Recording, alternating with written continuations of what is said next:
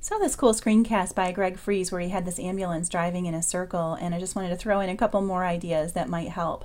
So I've got this real simple example that I've set up right here. My ambulance isn't nearly as nice as Greg's ambulance, but you get the idea. It's kind of driving in this oval around the perimeter of my slide, right?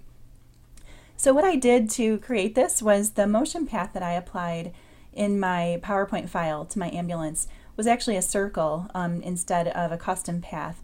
And a circle is just one of the predefined motion paths that you can apply, and that way it just made the path a little bit more predictable than what I could manage to achieve if I were, creating a custom path on my own. And then what you can do once you apply the circle is you can drag these borders around to make it more of an oval if you want to, so that it covers more of the area of your slide.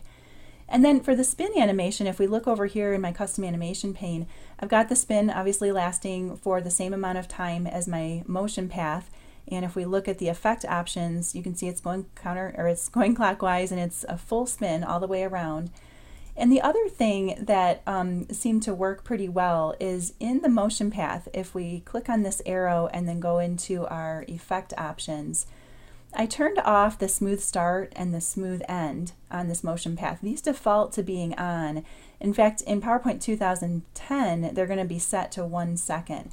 And when those were on, it just kind of made things skewed a little funny when that motion path was combined with the spin animation.